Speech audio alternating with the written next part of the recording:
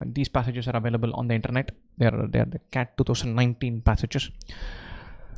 So you can find plenty of copies of this floating. There's a wonderful descriptive way where it has been outlined on our own website. Fine. So please read this passage. Without further ado, I'm just going to read this passage completely, highlight the parts that I don't understand, go through some component that I find interesting, and then jump to the questions. So those of you who have access to this passage, click on the relevant links, find that passage, or Google one phrase, you'll find the online.2im.com page link for this. Read that passage, then we'll jump in. Right. Tale of Aladdin. The past credit for telling the tale of Aladdin has often gone to Antoine Galland, right, the first European translator of Arabian Nights, which started as a series of translations of an incomplete manuscript of a medieval Arabic story collection. But though those tales were of medieval origin, Aladdin may be a more recent invention. Oh, wonderful. So Antoine Galland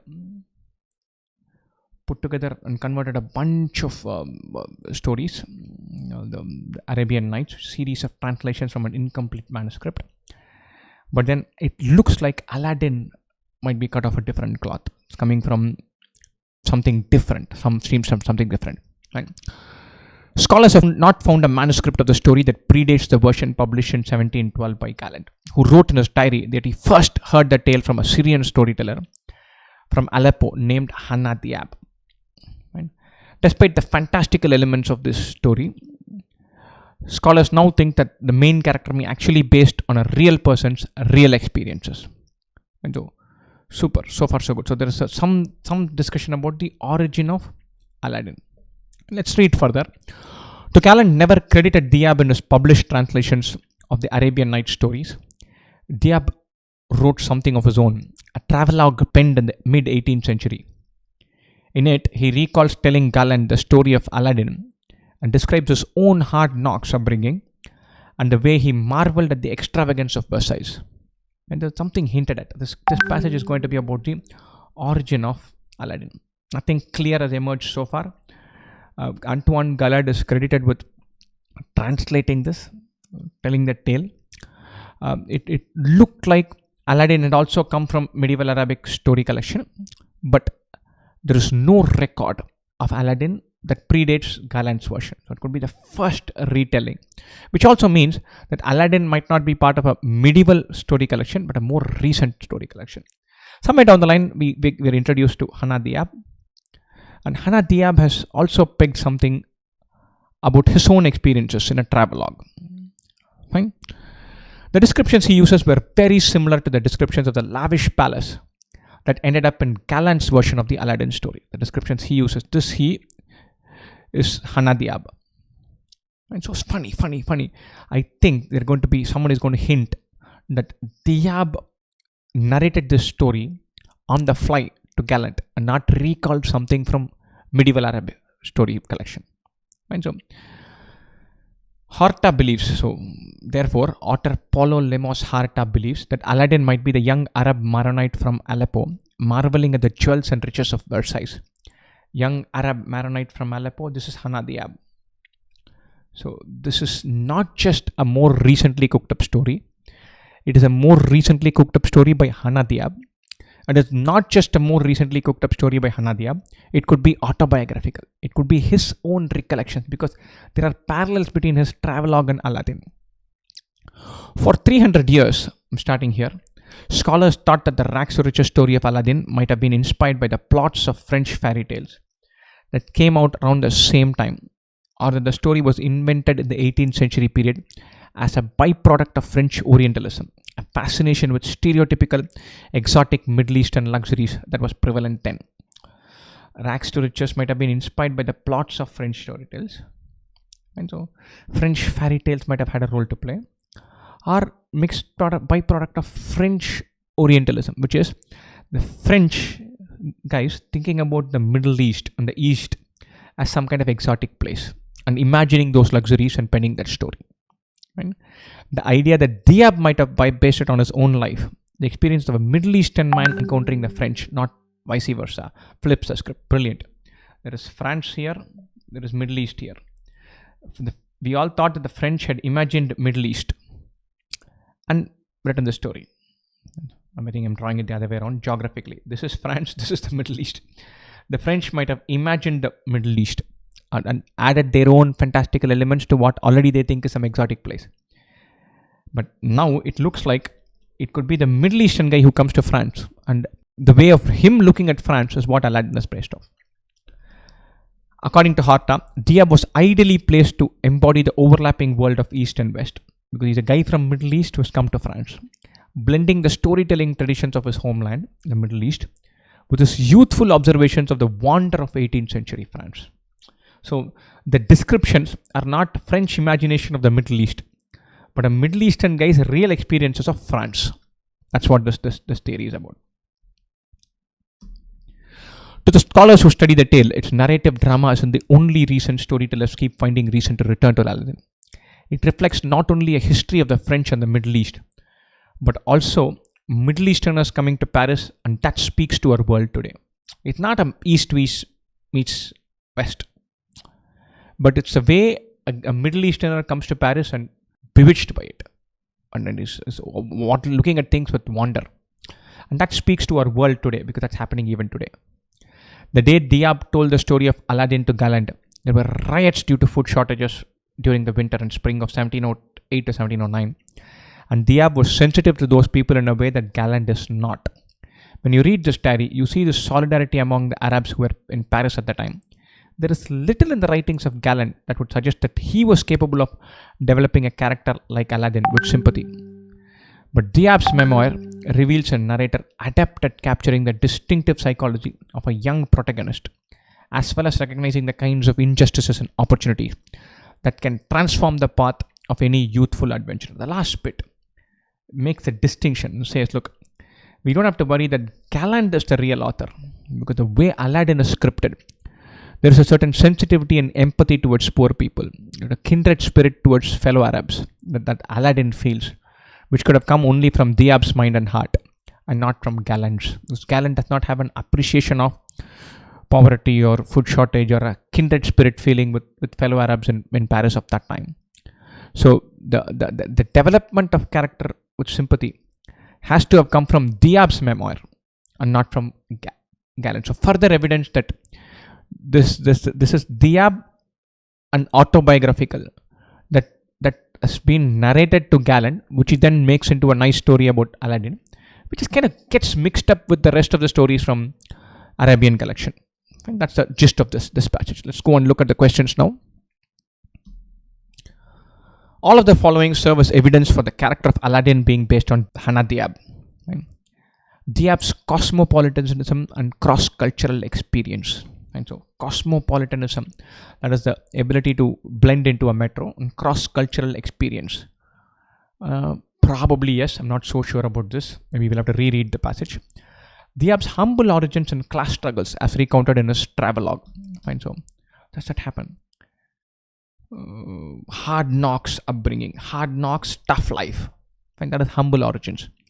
The way he marveled at the extravagance of Versailles.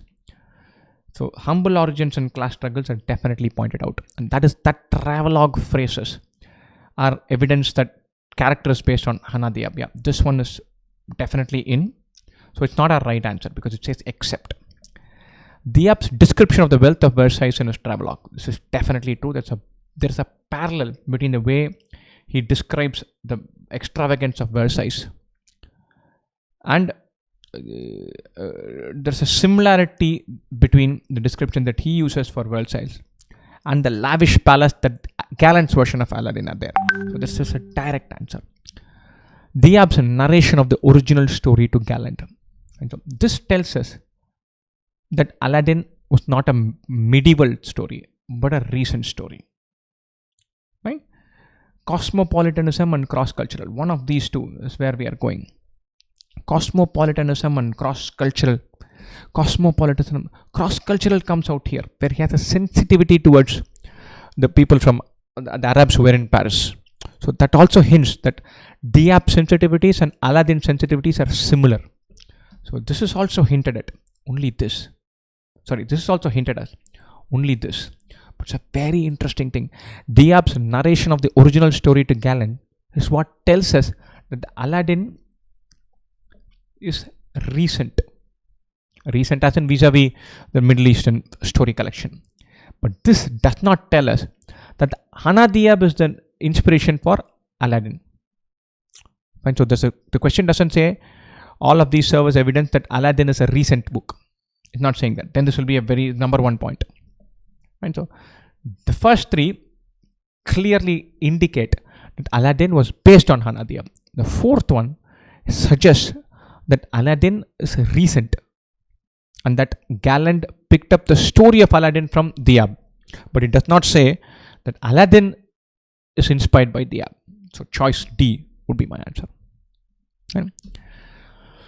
The author of the passage is most likely to agree with which of the following explanations for the origins of the story of Aladdin. Okay. What is he most likely to accept? And so he's going to accept that it was from Diab's narration to Galland with an element that this is autobiographical. That's what we're looking from.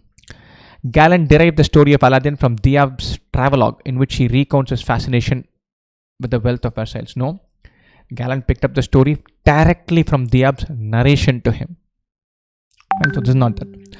The story of Aladdin has its origins in an undiscovered, incomplete manuscript of a medieval Arabic collection of stories. No, our author is strongly suggesting that it is not from this place. Basing it on his own life experiences, Diab transmitted the story of Aladdin to Galland, who included it in Arabian Nights. I'm liking this. Galland received the story of Aladdin from Diab, who in turn found it in an incomplete medieval manuscript. No, it should have come from Diab. There has to be an element of autobiographical thing in that. So choice C picks itself out. Which of the following, if true, would invalidate the inversion that the phrase flips the script refers to? Flips the script. Remember this stuck in my mind. Flips the script is here. We discussed this. The idea that Diab might have based it on his own life. The experience of a Middle Eastern man encountering the French, not vice versa. So we're basically saying the flips the script point is effectively the story is not based on French imagination of the Middle East. It is based on a Middle Easterner's encounter with French. Right? Which of these would invalidate the inversion? Diab's travelogue described the affluence of the French city of Bordeaux instead of Versailles. No, how does it matter? It is Middle Eastern guy looking at the West. Right? The French fairy tales of the 18th century did not have rags to riches plot lines like that of the tale of Aladdin. This won't. Which would invalidate the inversion. I'm getting a little confused here. I'm going to read the other two choices and come back to this one. I feel like this is irrelevant. The description of opulence in Hana Diab's and Antoine Galland's narratives bore no resemblance to each other. I'm liking this because this would invalidate, because this is based on the idea that the story Hana Diab is narrating, the autobiography, the travelogue that he's saying, and what Galland has said are both the same. Right? That is when the phrase gets flipped. The script gets flipped. Whereas if they're having no resemblance to each other, then our entire passage is nullified. It will pretty much invalidate everything. And so I'm liking this choice. This one is irrelevant. Galland acknowledged in the published translations of Arabian Nights that he heard the story of Aladdin from Diab. If this is true, this would validate the inversion of flips the script. Then we know that it is from Diab. Then we know that it is the experience of a Middle Eastern guy in Paris. Or we would at least, it will be hinted that it is coming from the point of view of a Middle Eastern guy who has traveled in the 1700s, not in medieval history. So I think the answer choice has got to be C, where the inversion clearly happened. The inversion is clearly invalidated. Which of the following is the primary reason for why storytellers are still fascinated by the story of Aladdin? Oh, brilliant. This is the one question I got wrong. Fine. So, to the scholars who study the tale, its narrative drama isn't the only reason storytellers keep finding reason to return to Aladdin. So, narrative drama is one reason, but not the only reason. It reflects not only a history of the French and Middle East, but also about Middle Easterners coming to Paris, and that speaks to our world today. It's not just East meets West. It is also Middle East coming to Paris. And this final part is very important. That speaks to our world today. That means it is not only a story of a Middle Eastern guy coming to Paris, set in that setting and reimagining everything and being caught up in the wonder that is the delight, or those the lavish palaces of France.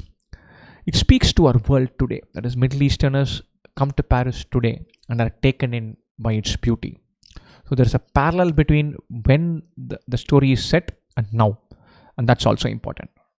Right? So, this sentence saying it not only this, but also this. That means this is crucial, and so we're looking for a choice that matches with that. The traveler's experience that inspired the tale of Aladdin resonates even today. I'm liking this choice. The tale of Aladdin documents the history of Europe and the Middle East. Yes, but this one is better. The archetype of the rags to riches story of Aladdin makes it popular even today. The narrative is also, yes, is also important, but AS probably shades it. The story of Aladdin is evidence of the 18th century French Orientalist attitude. No, it is not. The story of Aladdin could be autobiographical. So in which case, it is a French storytelling of the way a Middle Eastern guy has experienced Paris. A, B, C are relevant, D less so. Between the A, B and C, I think A is the most important. In the exam, I ended up marking C because I thought C is the most crucial. Between A and B, A is more important. But I think the answer would be A in hindsight. Hindsight is a wonderful thing. Which of the following does not contribute to the passage's claim about the authorship of Aladdin? Passage's claim about the authorship. Authorship of Aladdin. Aladdin is autobiographical. Fine. This is linked to Diab's travelogue. It is the view of a Middle Easterner in Paris. Fine. So, the narrative sensibility of Diab's travelogue, yeah, that contributes. This is what hints that the travelogue is a route for Aladdin. The depiction of the affluence of Versailles in Diab's travelogue, yes, that's what makes us think that this and that are similar. Gallant's acknowledgement of Diab in his diary. He said there is a guy called Diab sitting somewhere there. That also helps us because then we can link it to Diab. The storyline of many French fairy tales of the 18th century. This has nothing to do with it. This is rags to riches. Some fairy tales. This has nothing to do with it. And the choice D. Wonderful, wonderful passage. Really tough one. And so I found it very challenging when I read it first. So if you're getting a bunch of these things incorrect or finding it time consuming, it is very natural. It is very natural that this is very time consuming. And so don't the key thing that you have to do now is not worry about time. It is to hang in there and figure out and understand each of those terms. It's a treasure trove of phrases and words that are challenging to understand. And so, incomplete manuscript, fantastical elements of the story, travelogue, extravagance of Versailles. So the words cosmopolitanism. And so, the way this is phrased is not easy. And byproduct of French Orientalism. I don't even know what that means. And so, spend time in jumping in and dwelling and figuring out and learning and rereading and hanging in there. What I've noticed happen is when it comes to the tough passage, the temptation to read faster, bypass detail, our brain shuts down and you want to quickly mark C or A. And so, especially when you're practicing, time pressure absolutely should not be there. Hang in there, iterate and reiterate and revisit all of that, and then get it right.